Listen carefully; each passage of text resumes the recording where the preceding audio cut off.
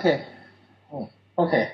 So again, before the break, we talk about, let's say, the concept of cost in the short run.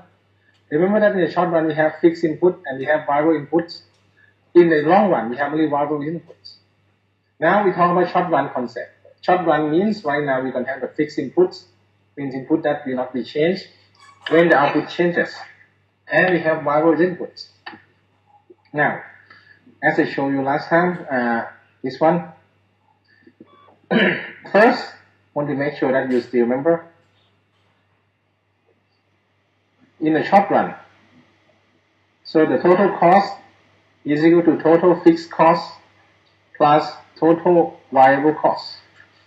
Okay, any question? This is the total of production. Total cost production is equal to total fixed cost plus total variable cost. Now, one thing that you have to know is, okay, remember that what is average variable cost? Average variable cost is equal to total variable cost divided by Q. Any question? So I can say that based on this equation, total variable cost can be equal to average variable cost multiplied by Q. Is it wrong? No. So after this, I can rewrite this equation. Total cost is going to be equal to total fixed cost plus average variable cost multiplied by Q. Any question? So this one is the, in some sense, equation that we need right now. Remember, this one is a total variable cost. Okay, any question? So this is the total cost of production in the short run.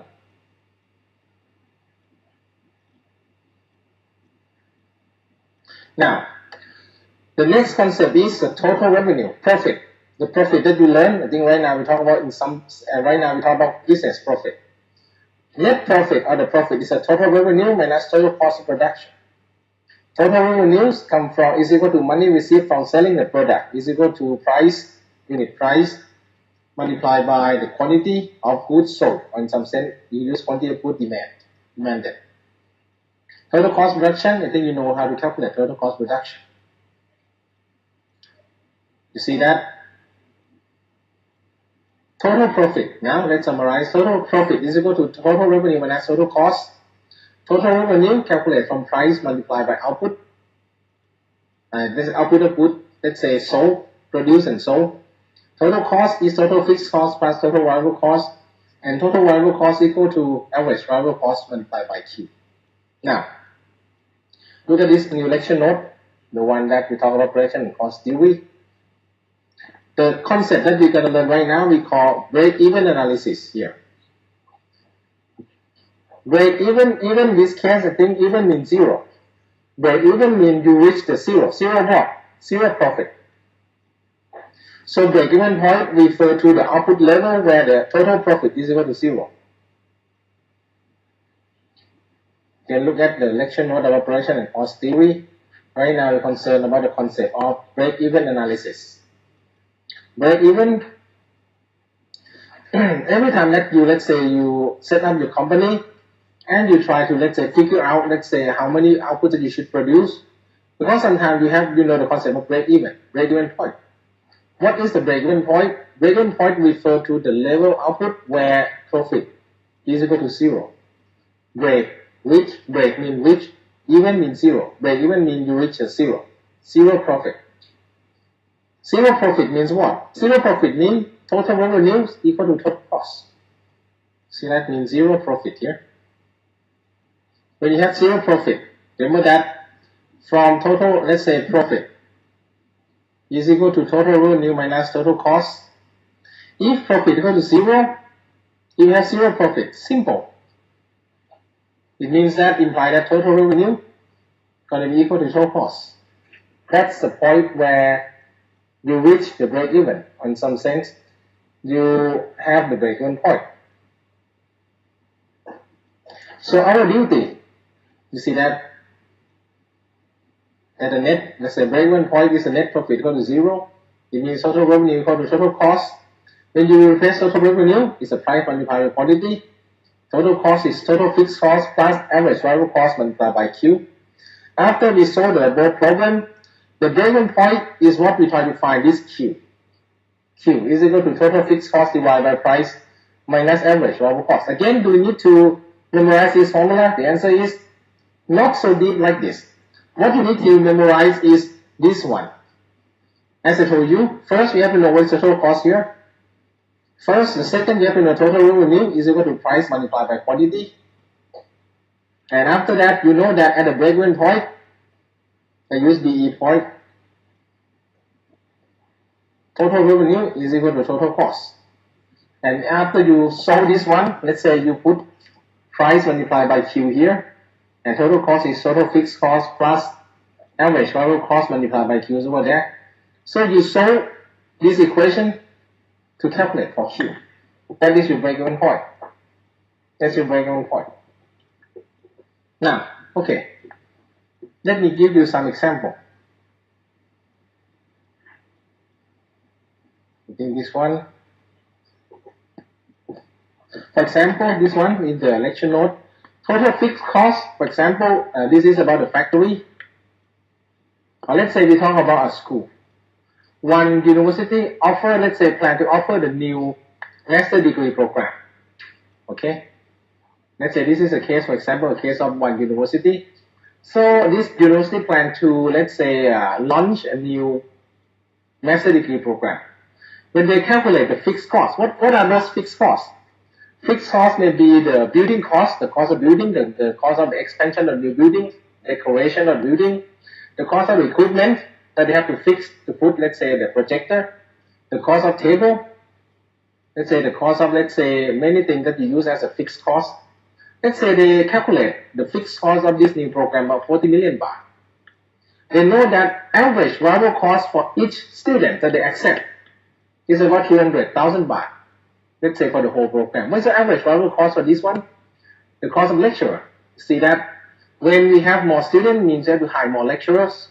If we have less students means that we hire less lecturers. Electricity. Because if you have more students, you have to turn on the air condition, you have to turn on the light. So it costs, let's say, it costs more electricity and also the cost of water supply. So that is average variable cost. The price that, let's say, university plan to charge for each student is about 500,000 baht. So again, you have total fixed cost. You have average. What is average variable cost? This is a variable cost. This is a variable cost per output, per unit, per output unit, or per one output. In average, that's the average variable cost. Variable cost per one output produced. And the price that, let's say, they plan to charge for this program for each student is 500,000 baht. So, they ask you to calculate the break-even point of this program. Means how many students that this university must accept in order to reach the break-even point, means the zero profit. So, at the break-even point, profit is equal to zero, which means total revenue is equal to total cost. That's the break-even point. So, this case, this is total revenue. This is total cost. Total revenue is a price multiplied by quantity. The price in this case is 500,000 multiplied by Q. You don't know the Q yet because you have to calculate the Q. Total fixed cost in this program 40 million baht plus average variable cost 200,000 multiplied by Q. So after you solve this equation, the Q is 133.33. Which again, it means that you have to, this university must accept 133.33 students in order to reach the break-even point. The answer is, can you answer 133? The question is, can you answer 133? The answer is no. If you do university accept only 133, it's not reach, it doesn't reach the break-even point, a little bit. And we don't have, let's say, 0.33%. So it means that for this university to reach the break-even point, so they must accept 134. Even in the case that you have the answer like this, 133.01, assume that your answer is still 134 because there's no, if you choose only 133, this doesn't reach the break-even point. So this one you have to, let's say, to push it up every time. So in this case, the output at the break-even point is in this case 134. If we check, it asks you what the total revenue at that break-even point, to be 500,000 multiplied by 34, which is around 67 million. So that's the total revenue at the break-even point.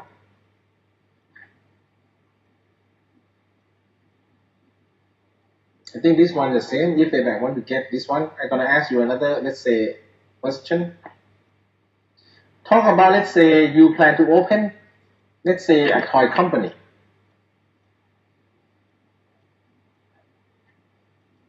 To produce, let's say, a new toy. You know that the price of toy that you plan to set up, unit price of toy is, in this case, 2,000 baht. Unit price of toy is 2,000 baht. You know that the fixed cost, the total fixed cost, you have many fixed costs. For example, you have many fixed costs. What are those costs? For example, you have, let's say, the cost of, let's say, factory, building. If you have to build a building, it costs you, in this case, assume that 10 million. The cost of equipment, approximately 5 million. The cost of, let's say, trucks and, let's say, other others, about, let's say, 3 million. So those are your fixed costs. And also, again, your variable costs. Because when you produce one, let's say, when you produce a good, let's say, a toy, you produce in lot. See that you produce in some sense in lot. You found that, okay, look like when you calculate, for example, it's difficult, sometimes difficult for you to calculate variable cost per one unit. You found that variable cost for every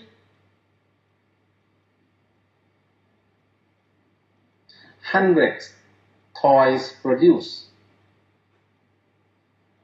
is equal to, in this case, maybe 5,000 baht. This one is baht. What refer to those variable costs? Labor costs, raw material costs, utility costs. So you found that, okay, every 100 toys that you produce, it costs you 5,000 for those variable costs.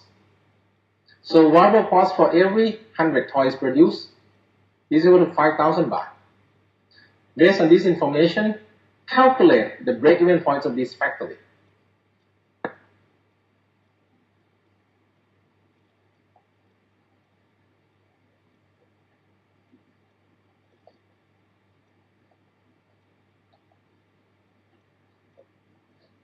So again, remember that at the break-even point, total revenue can be equal to total cost. And if you remember, total revenue is a price multiplied by quantity. Total cost is total fixed cost plus, in this case, average variable cost multiplied by Q.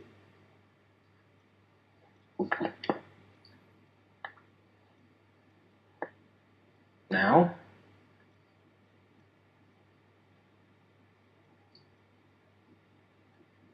based on this information, what's the price? Let's say if you press price for sure is 2,000 baht.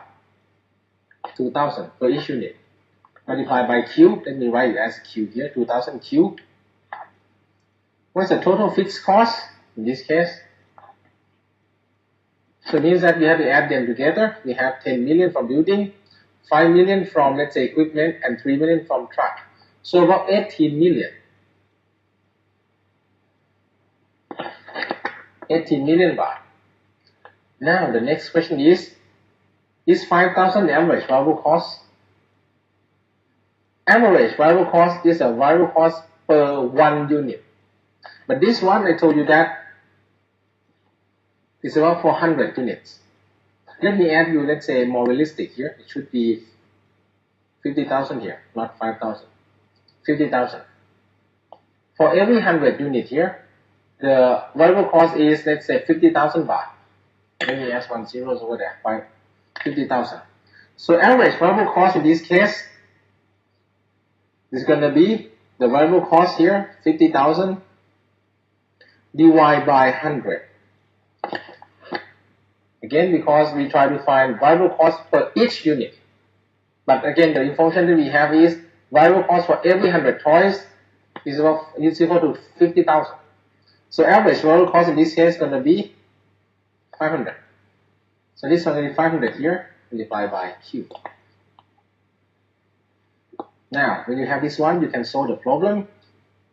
You have, let's say, 1,500 here is equal to 18 million. So Q going to be equal to 18 million divided by 1,500.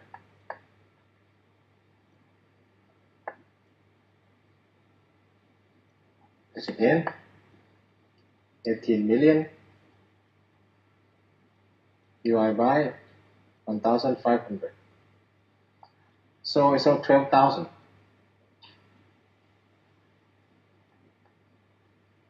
So in order to reach this break-even point, this factory needs to produce, in some sense, and let's say sell 12,000 units of this toy to reach a break-even point. And if I ask you what is the total revenue at the break-even point, total revenue at the break-even point will be equal to this one, 12,000 price multiplied by Q, price multiplied by Q, price again, price is 2,000, Q is 12,000, is equal to, in this case, I guess 24 million baht.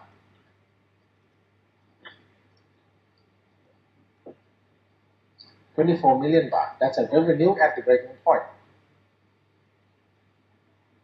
Now, okay, this one is easy to calculate the break-even point. Now, I may ask you another question. Okay, you know the point where this factory can earn zero profit. Now, if this firm want to earn, for example, in some sense, about, let's say, 5 million baht in profit. Let me add you more. If this firm, or the owner of this firm, wants to earn the profit of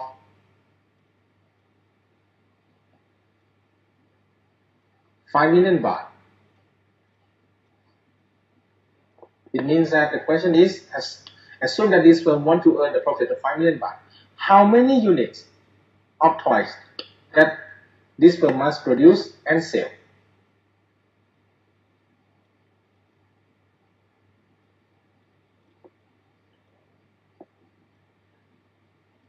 That must be produced and sold. Must be produced and sold.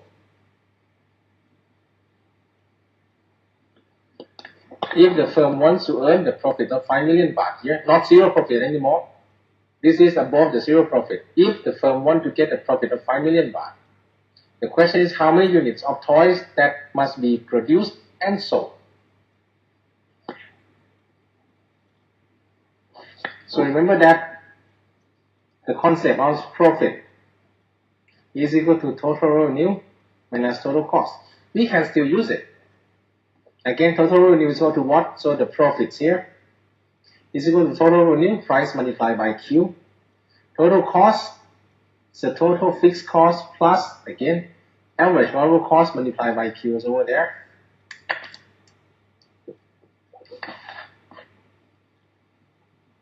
So again, the same thing, you solve for Q. You solve for Q. Right now, profit is not equal to zero. The profit is 5 million. So instead of, let's say, use total revenue equal to total cost, so you use this equation. Profit is equal to total revenue, which is price multiplied by quantity, minus total cost. Now use the same information that we have. Again, we add this one. The profit is 5 million. Price 2,000. I think you know that. Multiplied by Q. Minus total fixed cost 18 million. Average variable cost 500 and Q. Now, Let me show you the one of the mistakes that some of you may, let's say, make during the exam. You know parentheses here. Some of you will break parentheses by doing something like this. You think it's correct? You see that before you have this one, and after that you're gonna in some sense break the parentheses by simply erase it based on your mathematical knowledge. This happened before many times. You think it's right or wrong? See that this one, if you want to break parentheses here, you have 5 million equal to 2000 Q minus 18 million. Yes, agree for the first term, and minus multiplied by plus is minus. So this is even you think it's so simple, but they found that many of your friends make this mistake in the exam when they break these parentheses here. Instead of minus, they use plus.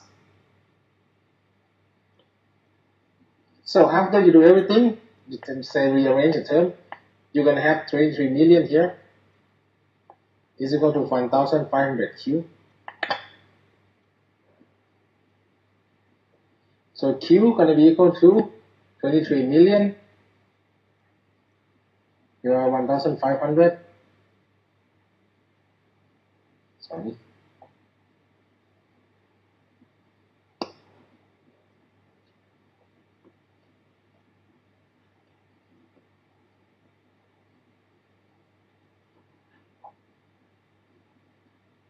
We have about 15,333.33. Now, what is your question? To have this one, you think you're going to answer 15,333. If you say that okay, your final answer going to be something like this, but you cut 0.33, it's wrong. Because if you sell this one, let's say the profit, you can calculate the profit here. It's about 4.9 million. 4.99999 million in that case. So what you need to know, if the firm want to reach the 5 million profit, it should be produced 15,334 units. Even it's 0.33, you have to push it up. So this one can be units here. And if you want to calculate revenue at that point, so you can multiply by price. So you're going to get the price at, let's say, the revenue at that output. So remember that if someone asks you what is the break-even point, break-even means zero profit. The point where the firm achieves the zero profit. Why is so important? Because in some sense, that's a point where your revenue covers the whole cost. That's why it's important. Because mostly when you set up a firm, your cost is going to be a lot more than revenue. So your profit is going to be negative. But you try to find the point where the revenue covers the cost. Because you believe that if you can produce or if you can sell more than that point, you start to have positive profit. So that's why this break-even analysis is so important, especially the people who just start the business. Because you need to know how many goods that you need to produce and sell in order to cover the cost. Let's say to break even in this case. So make sure that this concept is a concept in the short run. Now we go to the concept. I think this is one concept in the short. We have in fact many concepts in the short run.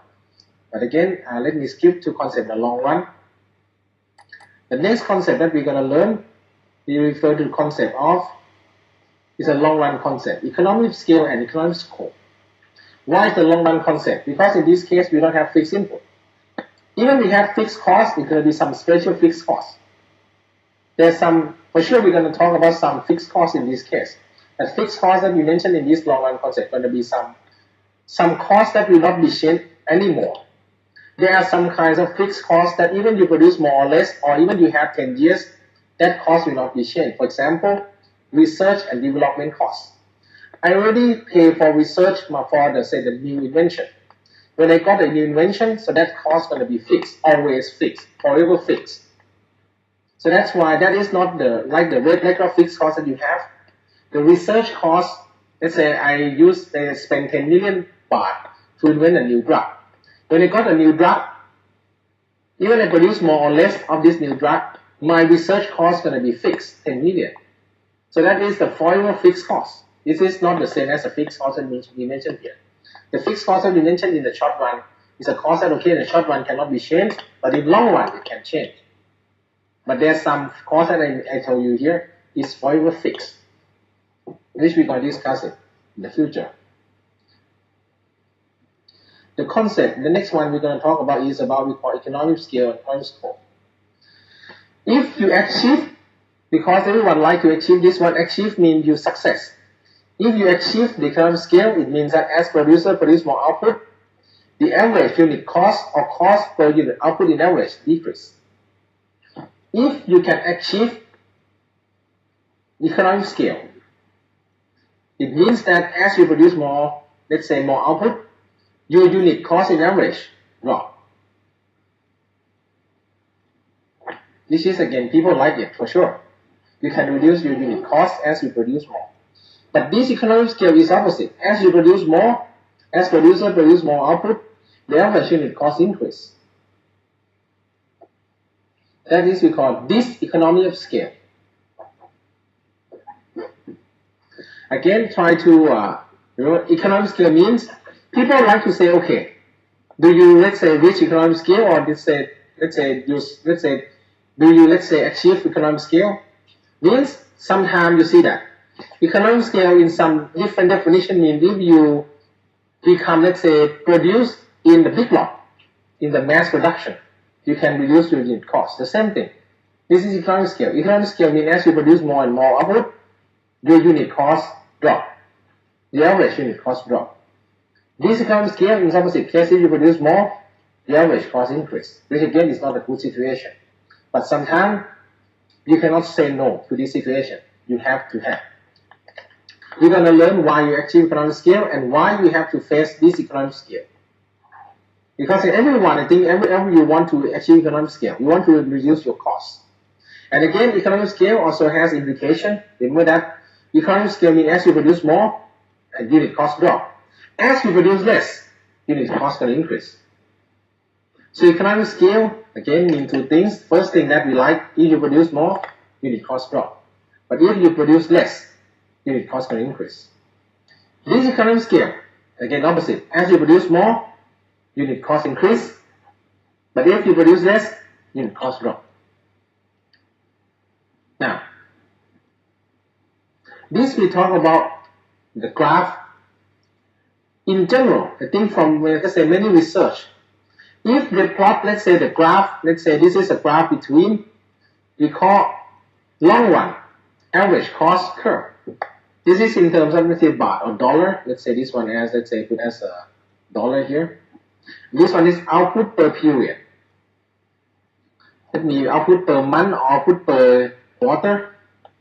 They found that if they check, based on statistics that they check, they found that if they check about, let's say, the producer, they found that in long run means if you think about, let's say, some period of time in this long run period, maybe this is output per year, output per, let's say, half year. If they measure average cost, you're gonna see some graph like this. Even it's not so strict like this, but the curve is gonna be like this. This graph refers to what we call long run average cost curve. Long run average cost curve. What does it mean? What they found in this research is, as you see that this one is 0. They found that when the producers start to produce more and more output at the first step, average costs start to decrease. See that like this? Think about this one. When they produce very small output, average cost is so high. See that?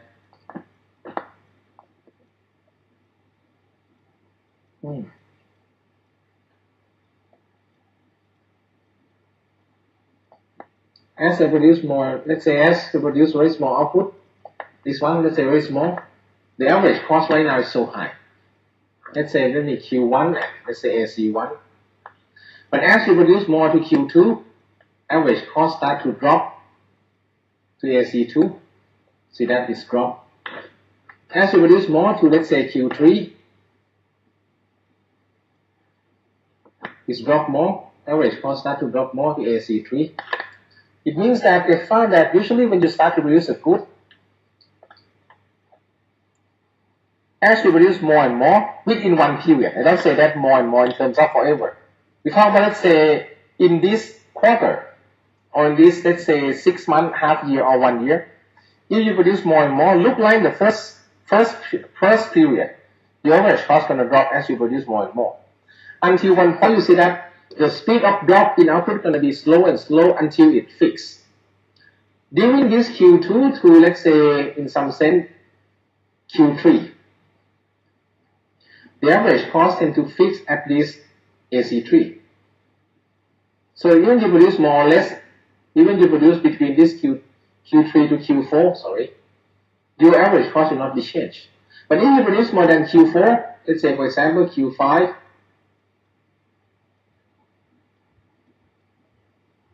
now check this one. Now average cost start to increase again. So this we call, in the name of this curve, we call U-shape, because it looks like U. U-shape long run average cost curve. LAC is the long run average cost curve. It's a U-shape. They found that in average, the producer that we know in the world tend to have this kind of cost curve structure. It means that first when they produce a good, they're going to face this one. You see that as they produce more output in this period, the yellow highlight period here, this refers to economic scale. Economic scale means as they produce more and more, the average cost drop. Until one point, the cost start to be fixed, like in this, let's say the blue highlight. This one we call constant return to scale.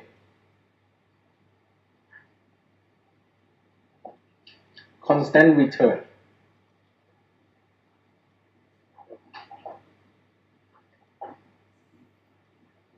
To scale. Constant return to scale means as output increase or decrease, the average cost is constant or is fixed. Average cost needs to be fixed.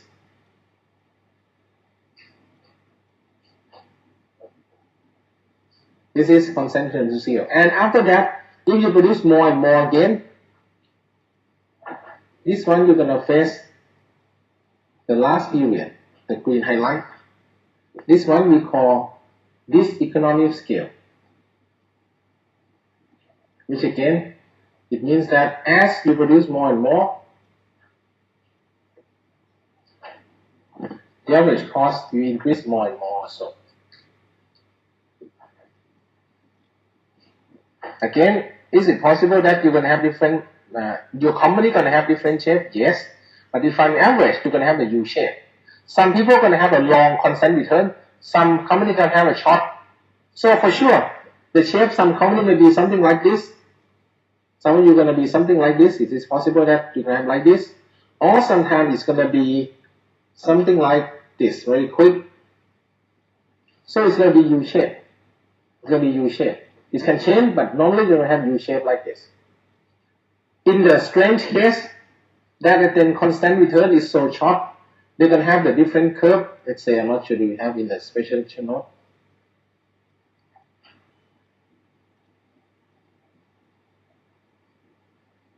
Oh, let's say, don't have it here. In the special case, we have the case we call L curve, L shape. This is in dollar, it is output per period. Yeah? If the constant return is so short, maybe you're going to have a graph like this. See that constant return is very small here. You have economic scale, and you have this kind of scale. But you have very short constant return to scale. This one happened in some business. They call this one, this is a special case we call L shape.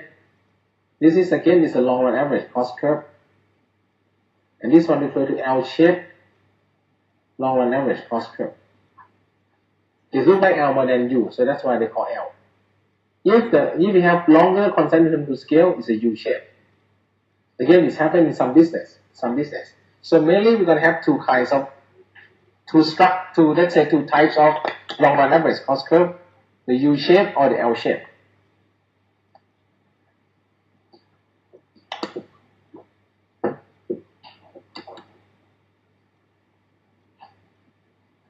If you look in special note, look at this one. Again, this is economic scale. Let's say when you have the first period here. Constant return to scale. Based on this explanation, average cost is constant when output change. You see that average cost is constant. And the last one, economic scale. This economic scale means average cost increase as output increase. Usually, sometimes when you work in the firm, and because you don't have this knowledge, you found that, okay, as you produce more and more, the average cost drop. Why is happened? Because maybe if you look at the graph, maybe you are between, let's say, this period. If you look in the U shape, maybe you are around this one. You see that? If you know that if you produce more and more, and your output, let's say, increase, your average cost drop more and more. So look like you may be in this range. But if you produce more and more and your average cost doesn't change, maybe you are doing this change. And maybe in the worst case, if you produce more and more, your average cost increase. Now you are in the last period, let's say last range over there, this kind of scale. I found that I used to work in a small company before, and luckily we got the big order. However, we found that as we accept more and more order, look like maybe because we are a small firm, it's difficult for us to manage the worker, it's difficult for us to manage the raw materials. So finally the cost increase. It's happened. You see that why big firm think they try to produce more and more? Because of big firm, compared to the graph, I can show you, let's say to make it easy for you. This graph can change even in the term of size of the firm. Let's say this may be we have two graphs between, let's say, big firm and small firm. The same scale, within the same scale. This is, let's say, output per period. The left side may be for the small firm. Think about this one. The right side is a big firm. So you see that right now, if both firms produce the same amount, let's say, for example, produce like this, the same thing, let's say the same. If for the small firm, it's at, let's say, this one. The point that they minimize the cost. Which again, for sure that for the big firm, let me try to make it, let's say, more to you.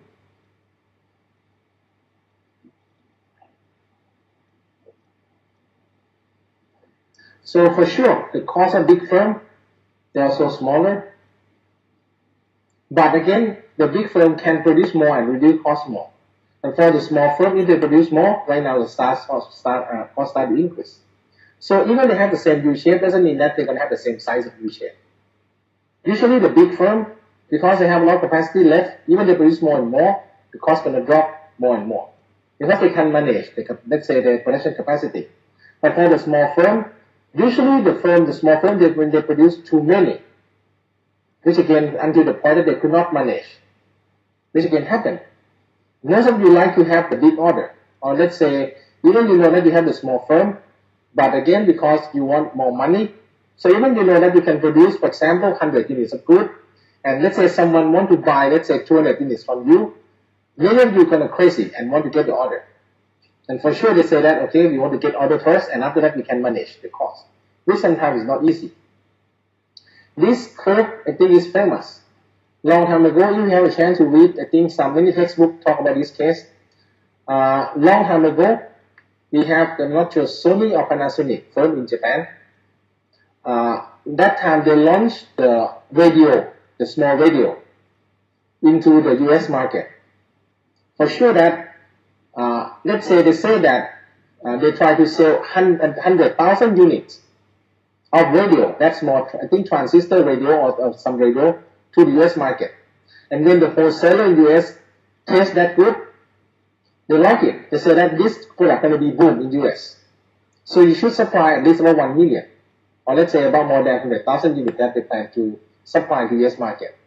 The owner of that Japanese firm draw this U shape to the wholesaler and show that like this, okay, this is, let's say, in yen, for example, this is output per period, output per year. Right now, let's say this is our cost curve.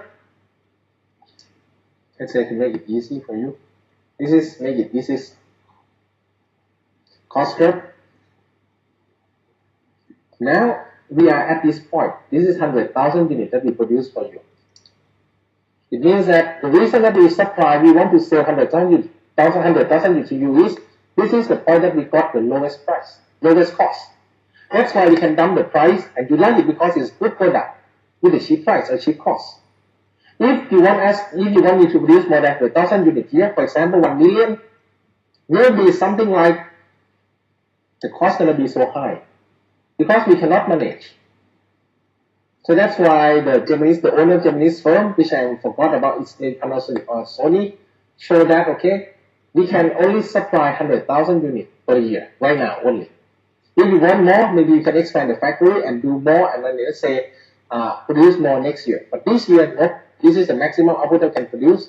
If you produce more than this point, the cost will not be so low, and the price that you buy from us cannot be so low like this, and you will not like our product. So that's why this is a famous case that they show this U-shape to the US, to American buyer. Because it's a real life this. Let's say my factory right now can produce at most 100,000 units. If you want us to produce more, to force us to produce more, it means what? I have to hire the overtime workers, I pay them more, 2 times, 3 times. I have to buy new equipment, again it costs me more.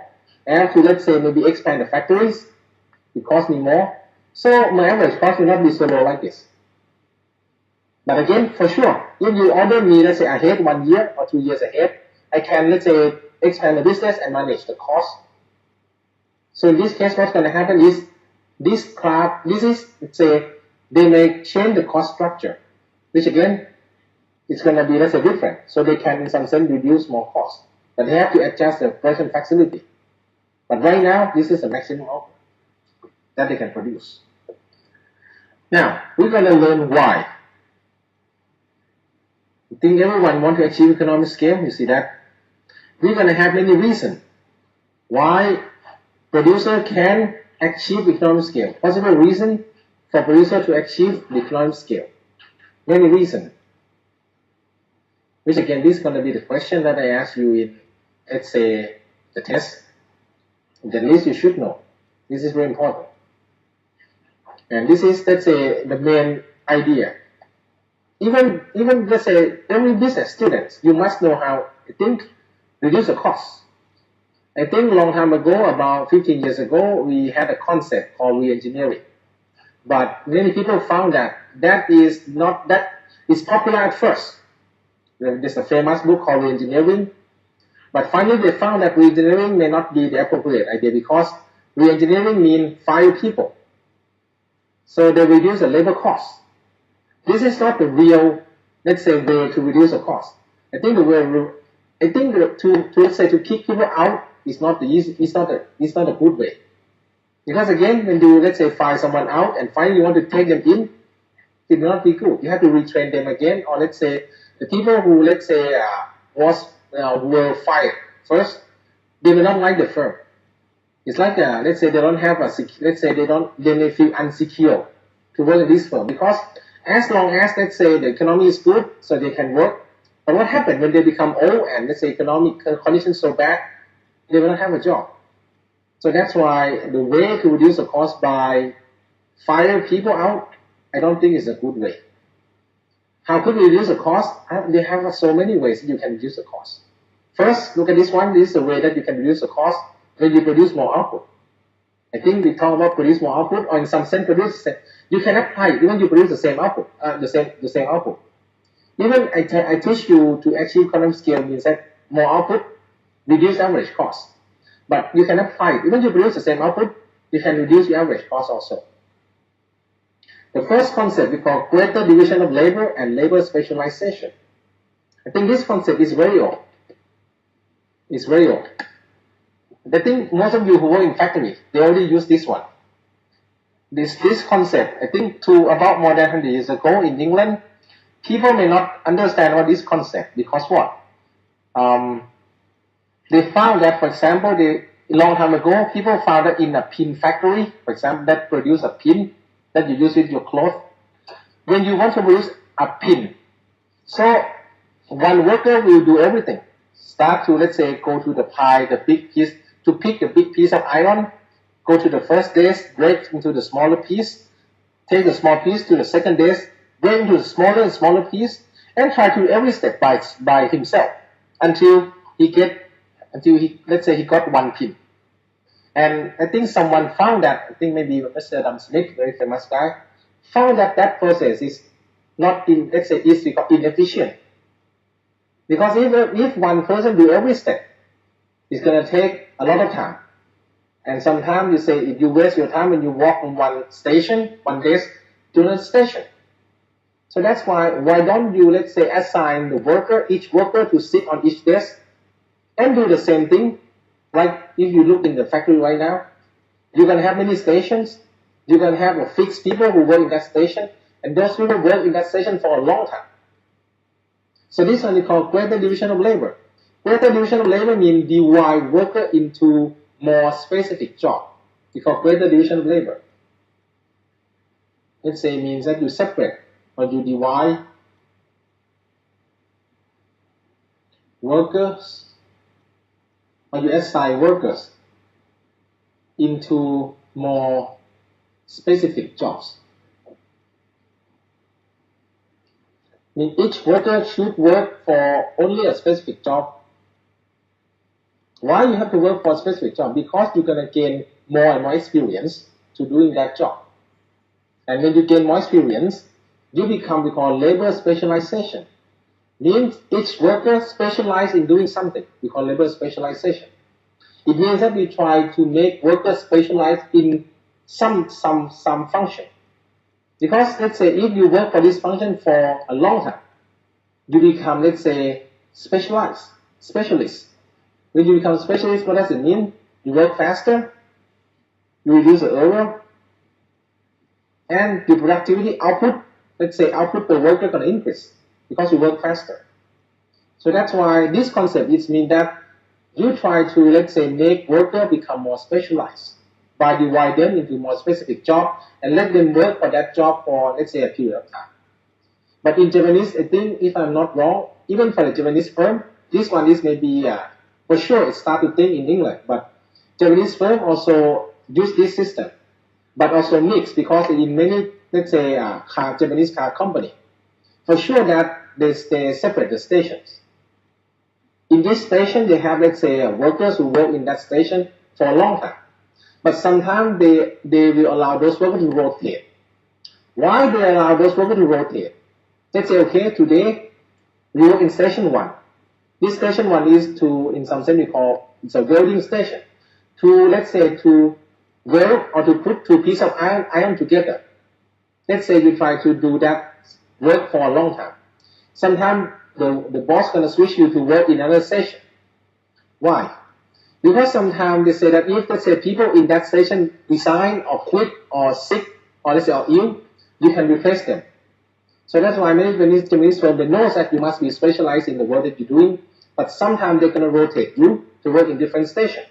In case that, let's say, when those workers are sick or, let's say, quit, resign or retire, maybe we don't need to train the new workers. We can bring you to work in that station, at least to solve the problem at that time. But again, at least if you can, let's say, if worker be specialized, it's going to increase productivity. The concept sometimes refers to the whole company. If the company concentrate in producing something, this is, again, may not link this. This is a part of this theory. In another theory, they believe that if you or the firm concentrate on producing only a few products, maybe you can manage to reduce the cost. Instead of, let's say, selling so many products or producing so many products, if you concentrate to produce only a good, one kind of good, so your cost of production of that good may be reduced. But again, it depends. We're going to learn it, maybe if we have time. But at least right now, one part that you can reduce is, see that, look at this one. Look at the special note here. Now this is explanation. As outputs increase, producer must use more labor or workers. And in this case, when the producer have more workers, they can use the concept of greater division of labor, mean divide labor or workers into more specific job and let those workers work in that position for a period of time. After that, the labor will become labor specialization, or they specialize in the work that they're doing. So when they have labor specialization, output per worker increase, mean less error, they work faster. And if the output that increase from workers is increased more than increase in labor cost, because for sure, if you work better, the employer should give you more salary. But remember this, if let's say your productivity increased by 20%, means that you can produce 20% more of the good. And if the firm gives you 20% more of your labor, let's say of your wage, it's nothing benefit to the firm. If you can work 20% more and the firm gives you 10% more of your salary, it means that the cost will increase smaller than the benefit, which in this case means average cost, mean cost per unit output gonna drop. Use your sense. You are better, you are a labor specialist, you can work, let's say 20% better than the old time. Means that you can produce 20% more output. So we give you a reward. By what? Increase your salary by 10%.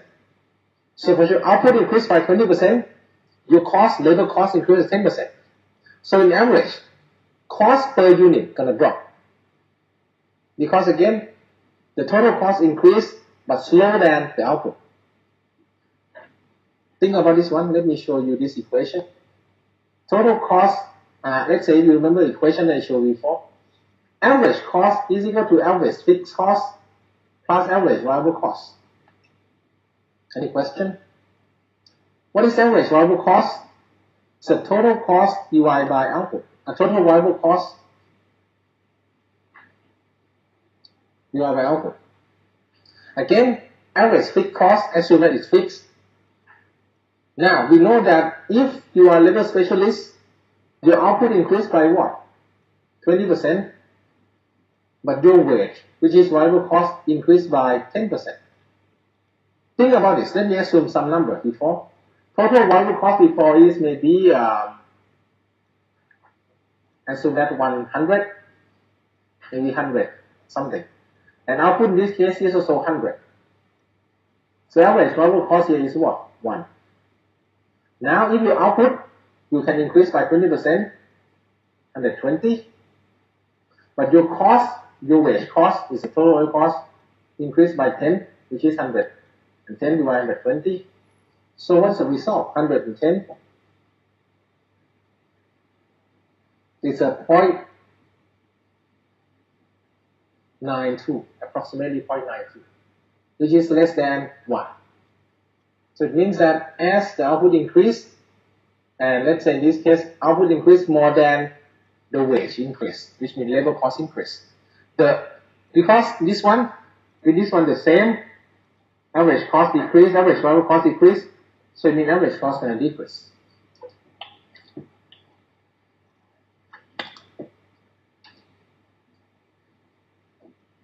So that's why in this case, but this is not so surprised because right now many companies use this concept here.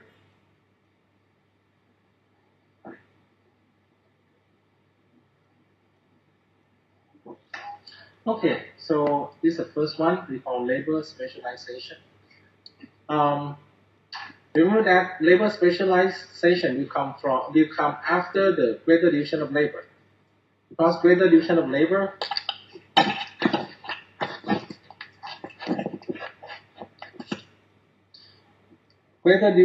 means you separate worker into more specific job and let them work for a period of time for them to be more specialized. This is we call labor specialization.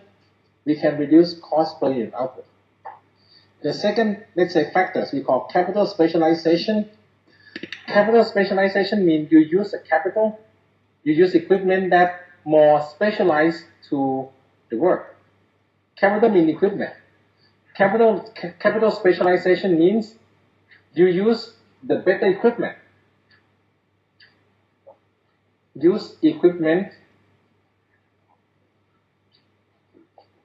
that is more specialized to the work, to the job.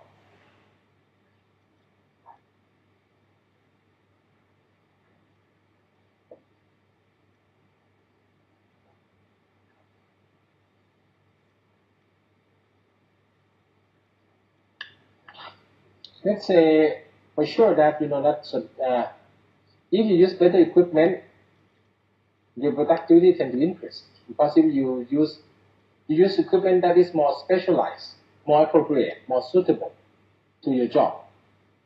But again, if you are a small firm, you don't have resource, so it's difficult for you to use a better equipment. But in this case, when you have capital specialization, look in the special note. When your output increase, produce more output, the firm becomes bigger and has more resource, so in some sense more money. When you have more money, you can get equipment that is more specialized or suitable for the job. We call capital specialization.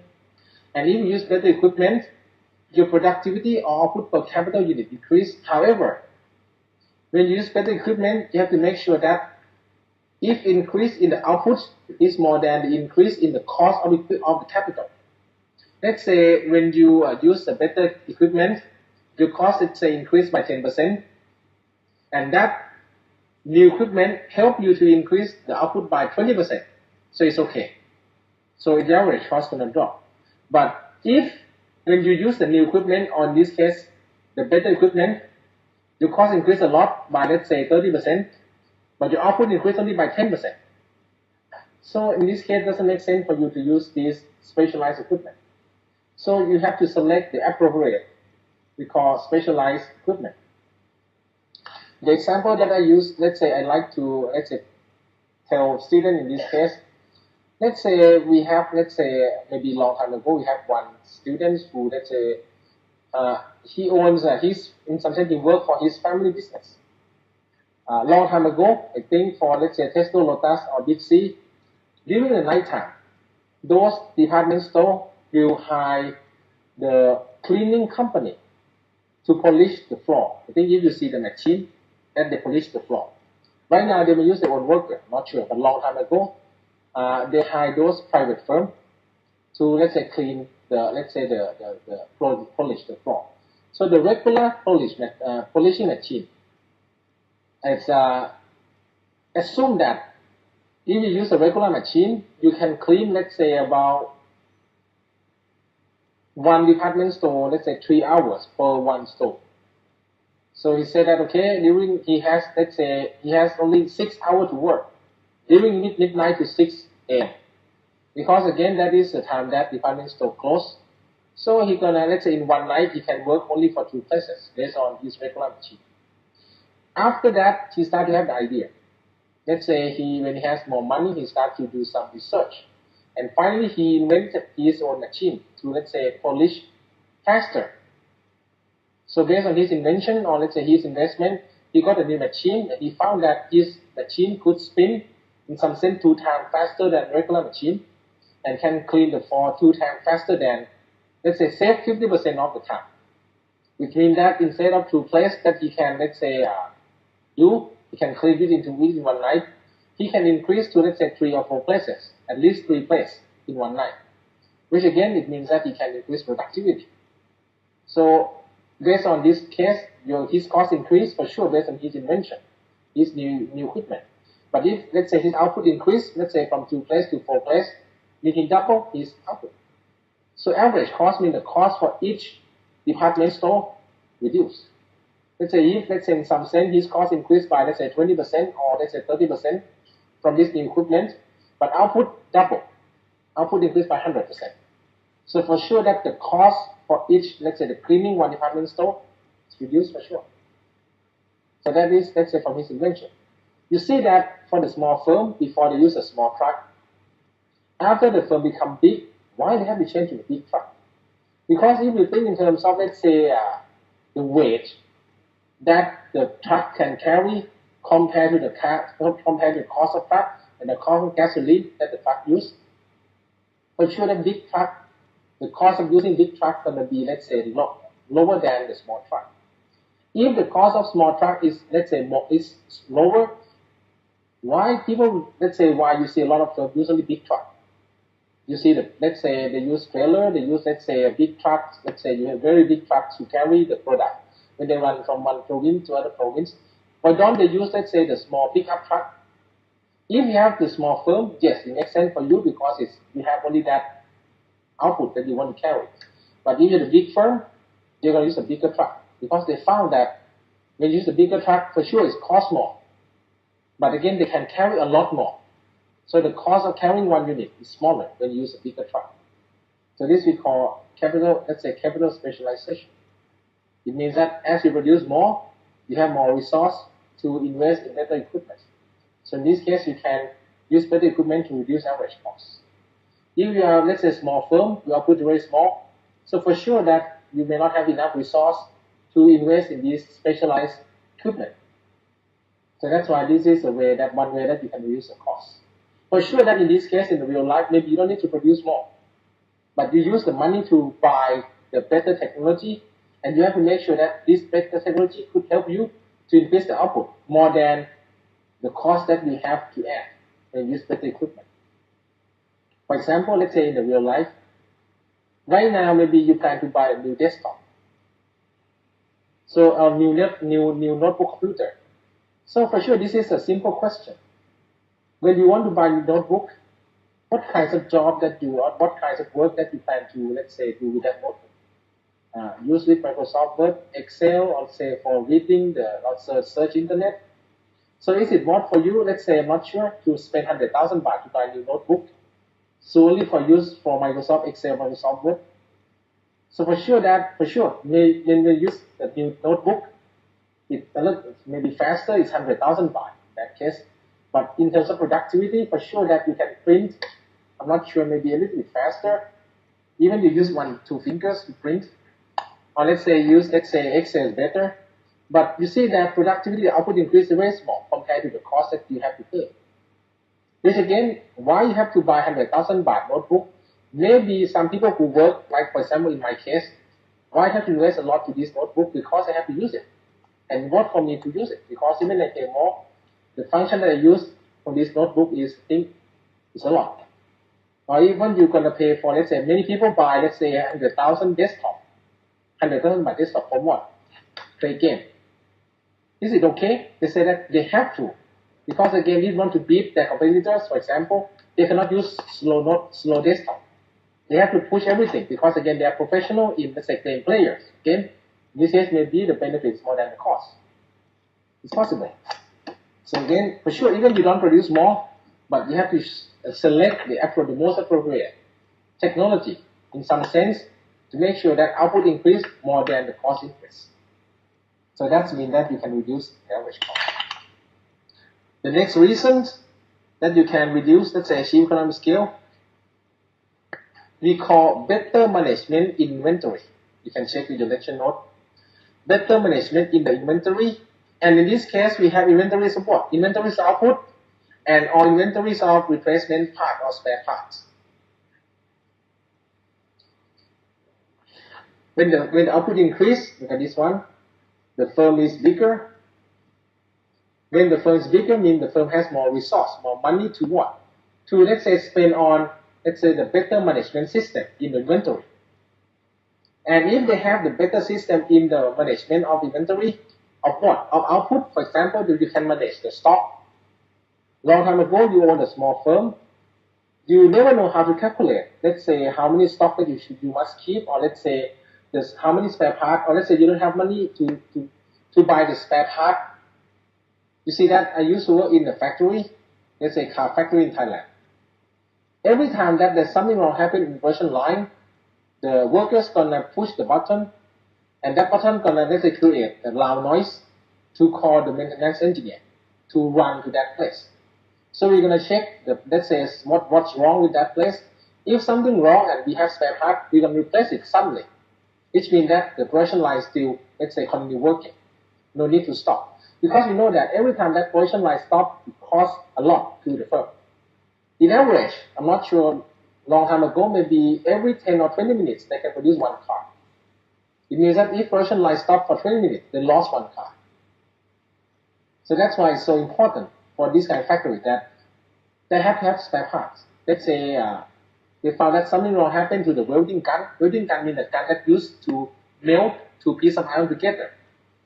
So if the welding gun wrong, we're going to have the spare part of welding gun and replace it suddenly.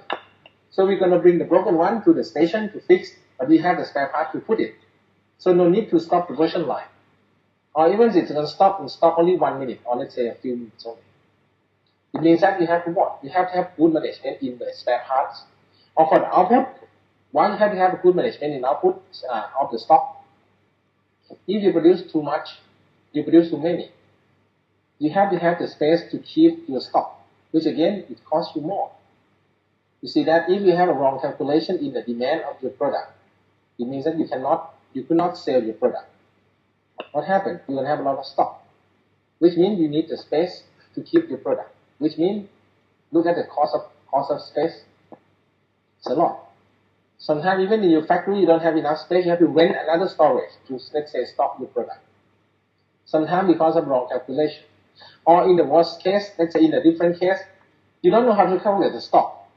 For example, you have a high demand.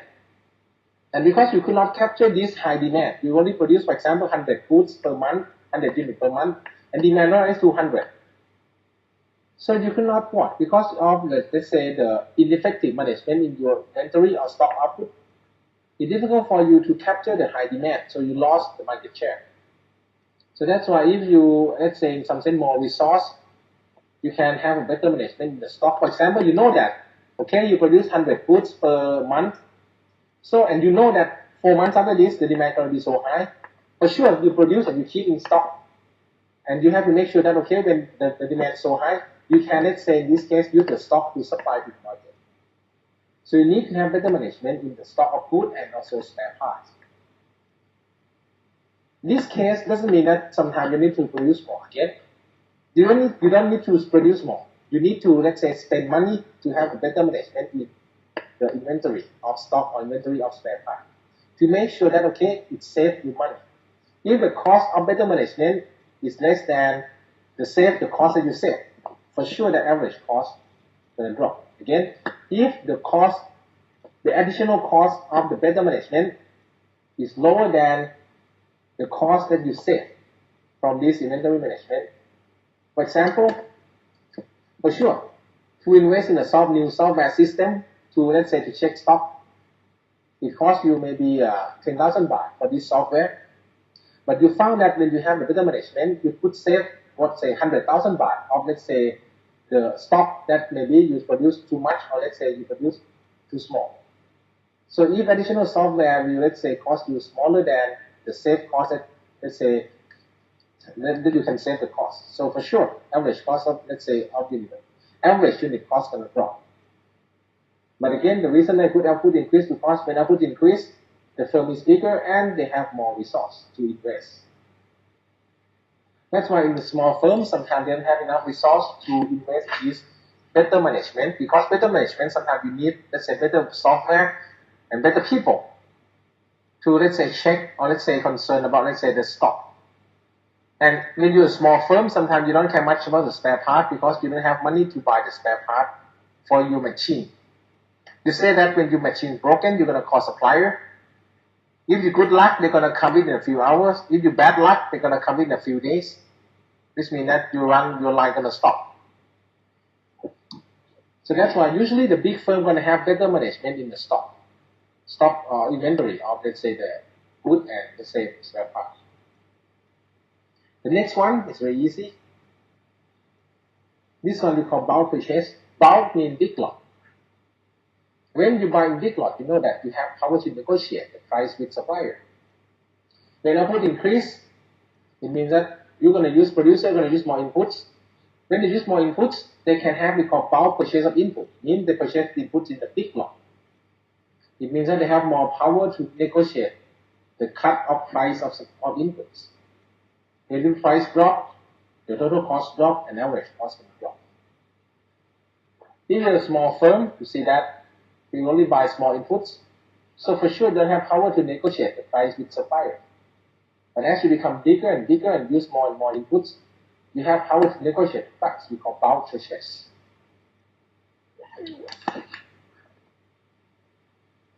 The next reason, this refers to the fixed cost I mentioned to you. This is a special type of fixed cost. Decrease in average fixed cost, but this fixed cost is special. This cost seems to be fixed forever, even to produce more or less. For example, R&D means research and development costs.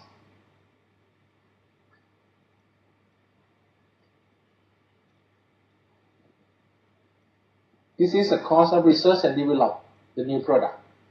So even if you already invent a new product, so that cost is going to be fixed, even if you produce more or less. And also promotional cost, even if you produce more or less, you may spend on advertising or let's say promotion.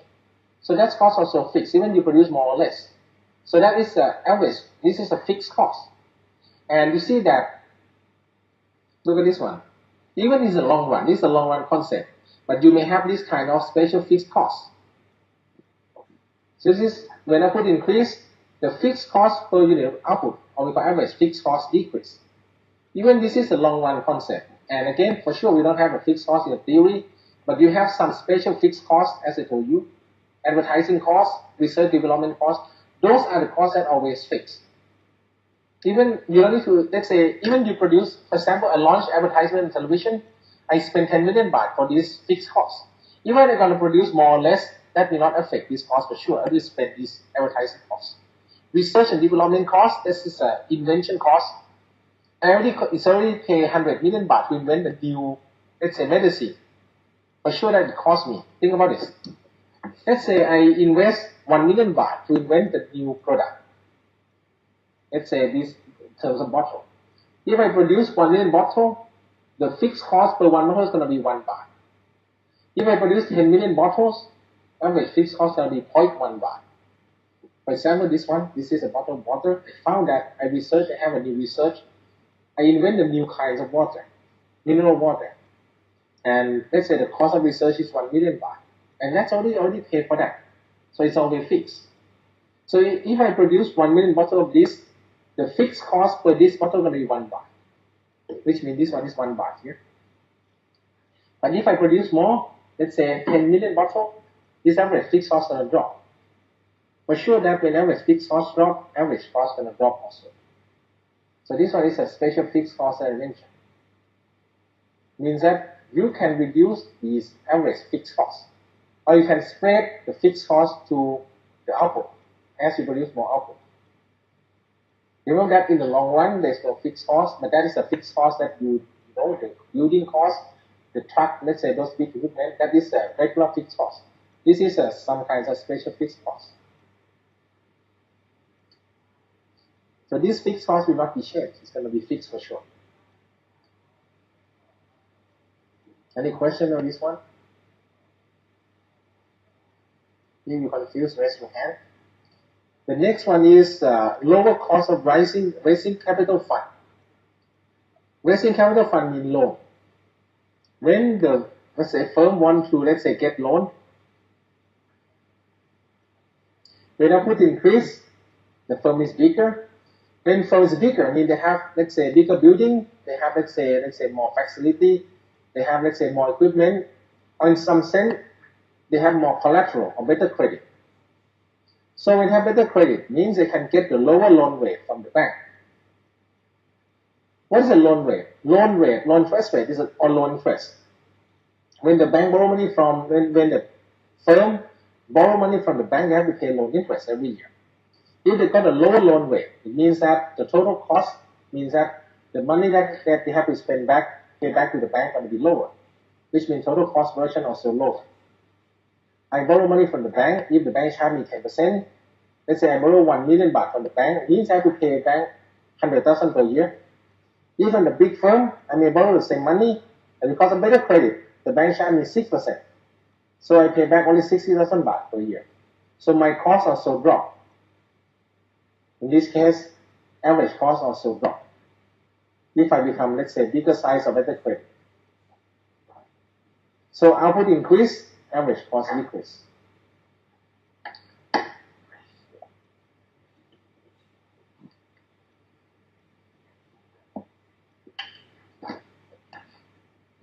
Now,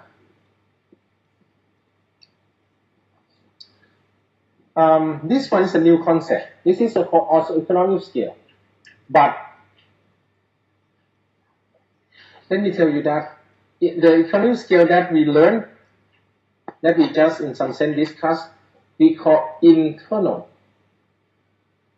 economy of scale. Economy of scale, you know that this is the economy of scale that you learn. As the thing producer produce more output,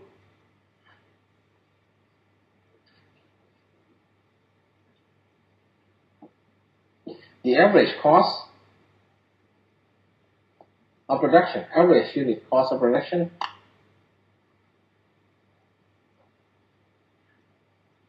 of that producer will decrease. This is what you learned before. This is in economic scale that you learned. But after this, I think after that period, I think about 10 or 20 years ago, there are groups of economists who invented a new concept of economic scale. One of them is Mr. Paul Krugman, who got the Nobel Prize last year. So his concept is we call external economic scale. Again, external economic scale doesn't concern about output of each producer, but they say that as the size of industry is bigger, we don't talk about the output of, let's say, in some sense, the total output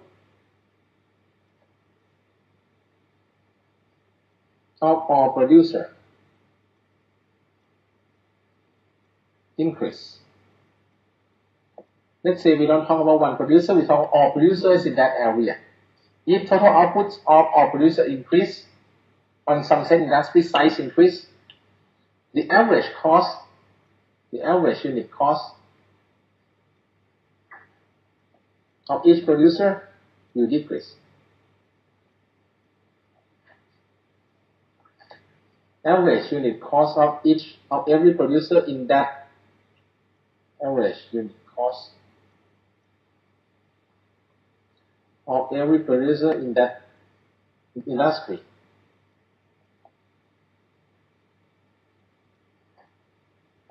will decrease.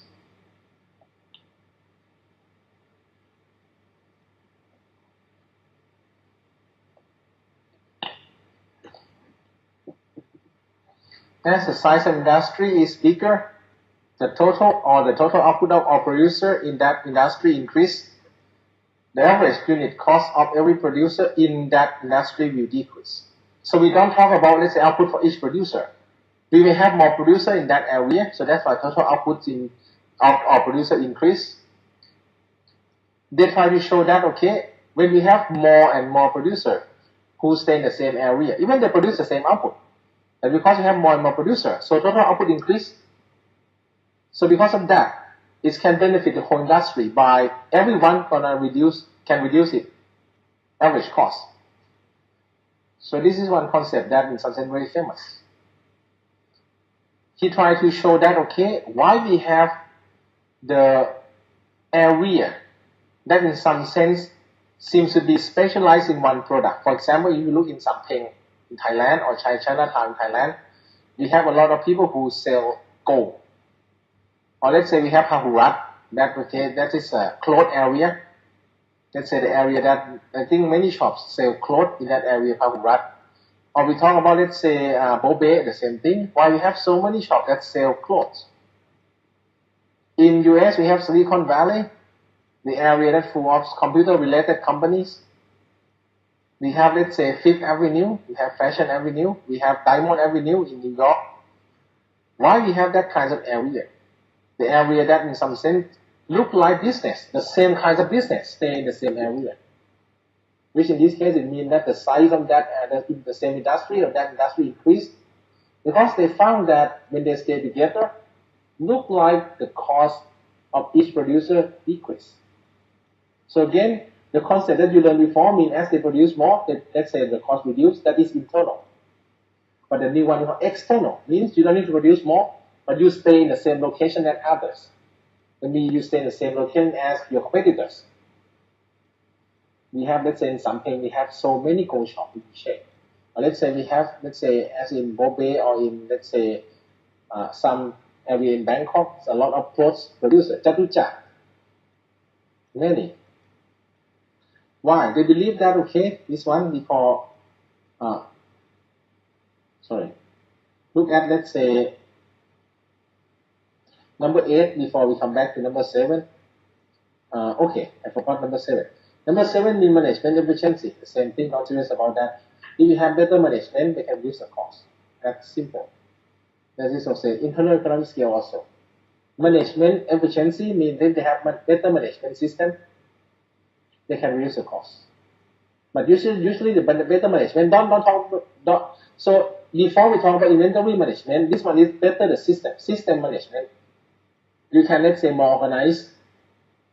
If you have, let's say, more organized, let's say you have better structure, better management system.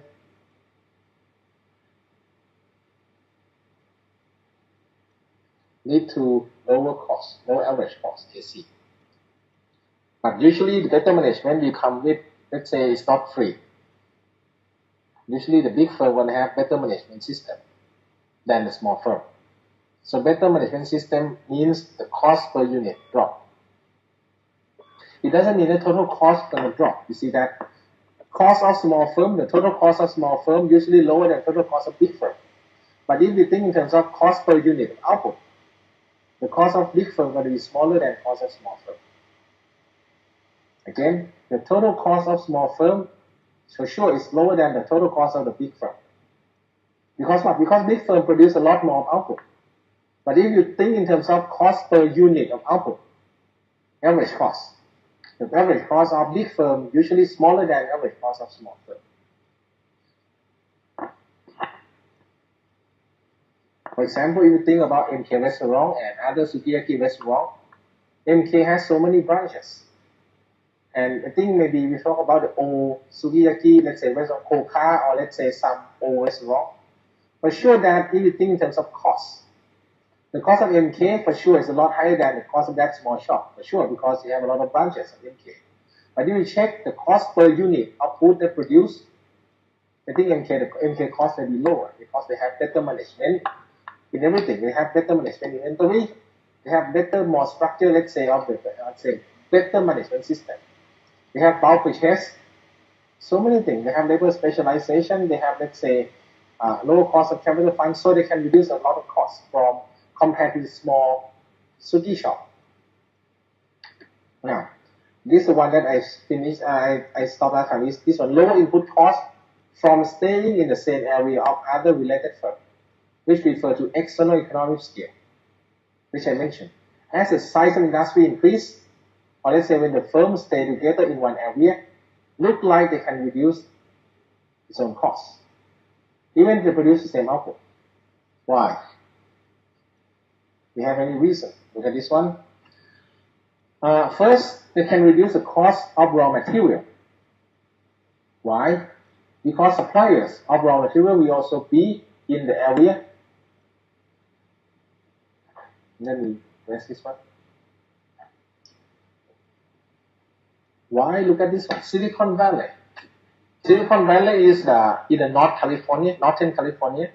That's the area that we have a lot of computer-related companies. Let me assume that we have, let's say, more than 20 companies that produce computers over there. If I am the one who produces hard drive, or if I produce mainboard, long time ago, even to buy product from me, I have to, let's say, you have to order me, call me, and I'm going to ship it to you. Take about, let's say, a few days for the product to, let's say, reach you. But if I know that in this area we have about 20 companies that producing computers, if I'm the one who produce mainboard or hard drive, I should open the companies over there also. Because if I want to capture the customer over there, I should be there. So that's why if I know that there's a high demand in that area, I should open a subsidiary in that area also. For what? So I can stop the good over there, and if you want us to order the product from my company, I can send to you within a few minutes because we stay in the same area. And again, I can help you because you don't need to stock the good, or let's say you don't need to provide the space to stock a lot of good. You can order from me. I'm going to send to you within a short time. So as producer, in this case, we save costs. Because before they have to, let's say, pay shipping costs, because if the suppliers and the buyer, in this case producer, factory, stay in different area, they have to pay shipping costs, and it takes time for the good, let's say, to reach the producer. And because of this one, when the suppliers know that there's a lot of producer, in some sense, demand, let's say they know that let's say this area has a lot of customers, they can open the office over there, and producer can reduce the shipping cost and storage costs. The next one is reduce the cost of recruitment, the cost of labor. In Thailand, you will not see this issue because in Thailand, when you apply for the job, everything is in Bangkok, so there's no need, let's say, to concern about this. But in US, not a big country. Let's say you stay in New York, you want to apply the job in California, it takes you 5 hours to fly from New York to California.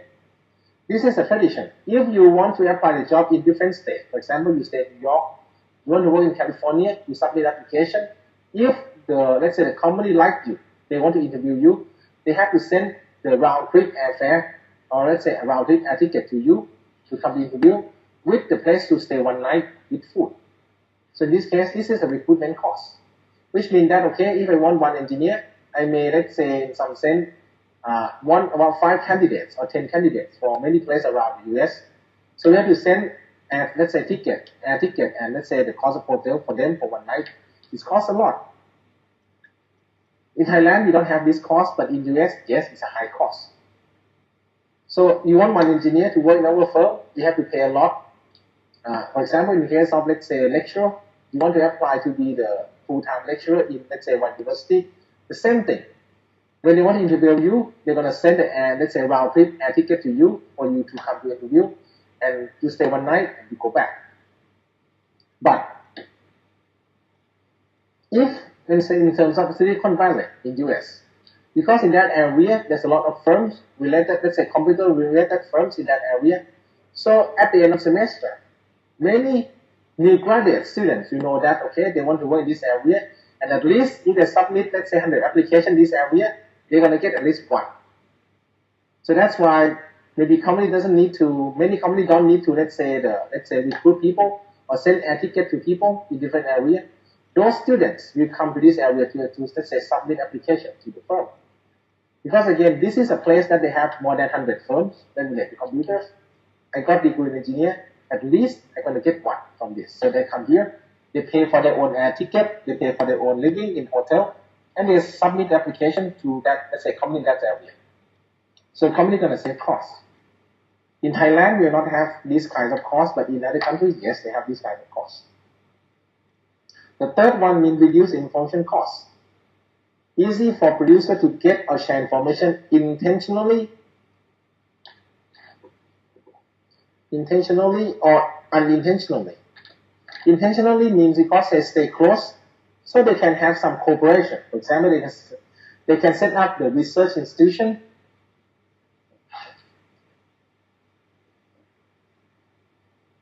Let's continue. First, because many firms stay in the same area, they can share information intentionally. Means they can set up a cooperation between 2 or 3 firms. For example, Nikon and, let's say, Canon can set up the research institution to invent a new technology. Maybe this technology is very expensive. One firm may not, let's say, they don't have enough resource to invent a new, let's say, this new invention. So many firms like Fujifilm, Canon, Nikon, they, let's say, share this, let's say, research investment. When they got the invention, they can share this new technology, which can happen so many times in many computer business. But at least it's easy for them to cooperate because they stay in the same area. When they set up the research institution, so that can be in that area, which means because secret is, let's say, the secret is very important. So it means that they have to control the information inside that corporation. They can, let's say, at least information in that area is so quick. For example, if there's some problem happen in the factories over there, information is going to run through this area very fast. For example, there's a bomb inside one factory. So for sure that because you stay in that area, so you know there's something wrong happened in that factory. Even in the real life, maybe that company try to some sense not to open this information to the public. But again, because you stay in the same area, so you know something happened in, let's say, to your competitors. That is again information leak very quick because you stay in the same area. Let's say you sell the gold. Let's say this is maybe in the Bombay area. You sell the clothes. One day, look like you found that your competitors cut the price because they want big order. So you know what's happened. Because it's very quick, okay, the price dropped. So you have to cut the price to fight. If you, let's say, stay far, let's say very far from your competitors, when they did something, let's say, for example, they cut the price, maybe you don't know it. You don't know why your order dropped. But because you stay in the same area, so information move around very quick. And that case may be because unintentionally. So sometimes, even you don't want to share information, like this, you cut your price, but because everyone stay together, so they know that you cut your price. Or in some sense, let's say the case, let's say funny case, in the Silicon Valley, that's a city. So for sure, they have a lot of firms. In that area, they also have a lot of apartments. They have a lot of, let's say, restaurant, movie theater. So maybe on a Friday night, that okay, there's a party, for sure, in one restaurant. So people from Canon, they come to have a party and they discuss about, let's say, the new product that they're going to launch it in a few months after this. Accidentally, people who sit behind is the people who work in Nikon. So this information will leak to the competitors. So that's why when they stay together, they stay close, let's say in that area, usually information gonna run very quick. So they can share information intentionally or unintentionally. That's benefit from that. If you stay far from the source of information, for sure, you're too slow. Even if you have internet, doesn't mean that you're gonna get everything on internet. Nope. So that's why this is gonna reduce your costs, especially information costs. So that's why stay in the same area can benefit the producer because they can reduce the cost. Now, you know the benefit of economic scale. Now we're going to talk about, let's say, the bad thing. This economic scale.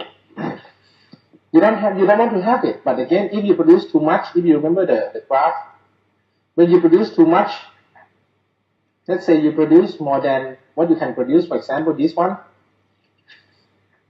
you achieve economic scale. After that, you have consumption to scale. If you produce too much, more than, usually this is your maximum capacity. This point will sometimes refer to your maximum capacity. If you try to produce more than that, your cost start to increase. Your average cost start to increase. Because what? You produce more than what you can do. Can you do it? Yes, I can ask you to read the book. Today, you already work for, let's say, 12 hours. Can you read more books? Yes. But you think it's going to keep in your brain, or let's say you can put it in your brain. Sometimes you cannot. You read and read and read. You can read, let's say, the book 20 hours a day, for sure. But you see that after 12 hours a day, your productivity starts to be lower and lower. The same thing. First, you can produce at the, let's say, cost cheaper. After that, your productivity starts to be stable. And if you still want to work more right now, your productivity starts to drop. So this one, in this case, productivity increase in some sense. This one is constant productivity. And finally, if you still try to work more than what you can, your productivity is going to drop. In some sense, your average cost will increase. Why you face this term scale? The reason first, ineffective management, or in some sense, management coordination and control problems. What is that? Look at special lecture note. When the output is increased, the bigger you have, the bigger firm. Sometimes you must, must be before that. Oh, so now I forgot. If you have a bigger firm, let me write for you. When outputs increase, the firm become bigger.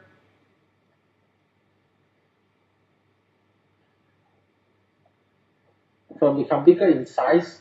When the firm become bigger, means you have more workers, in some sense. When you have more workers, first, it's difficult to monitor every worker to work, let's say, at, let's say, the full potential in some sense. You can see that in your company. Maybe some people work, let's say, use MSN during the work time, or some use chat during the work time. It's happened. It should not happen in the real, let's say, for sure. Owner of the firm doesn't want to do that. But many of you, let's say, use MSN, or let's say, use some chat machine to, let's say, during the work. Say, first, difficult to monitor the worker.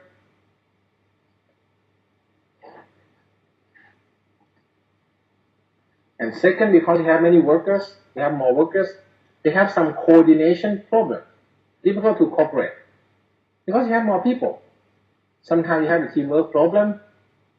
If you have a small group, you have to see that you have a teamwork, you can work in the same direction. More people mean more problem.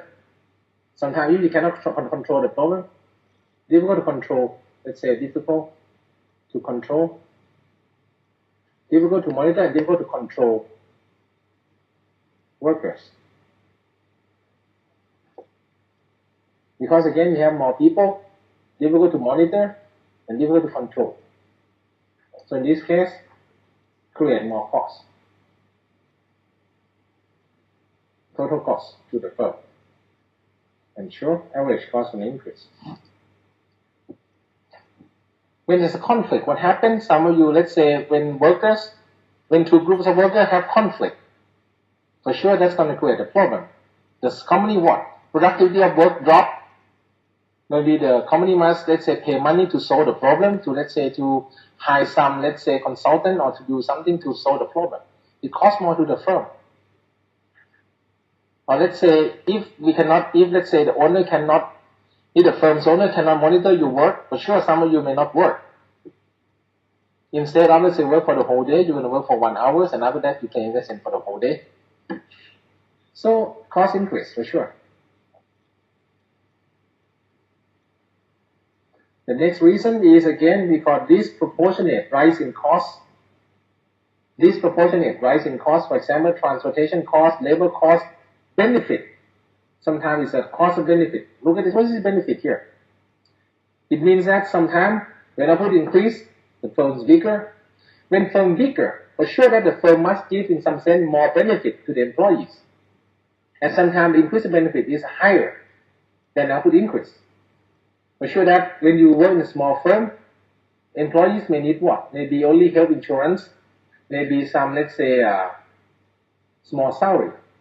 But if you work in a big organization, for example, in ExxonMobil, in, let's say, Shell company, you want what? You want, let's say, the high salary, you want the health insurance, you have life insurance. Sometimes they also provide scholarship for you. So that also is a more benefit to employees when the firm is bigger. And if benefit increase a lot compared to output, so the cost increase, in average cost an increase. Sometimes the cost increase more than output. Because again, sometimes when the firm bigger, the cost increase more than. Because what kinds of costs? Think about this. Transportation costs. Sometimes when the firm has to handle more output, maybe the cost of transportation or cost of shipping the product cannot control. They produce more output, too many outputs. Or the labor cost, again, the same thing. Sometimes the workers got more salary because of the bigger firm. Now this is, let's say, this kind of scale. Any question about economic scale or this kind of scale? I think everyone wants to achieve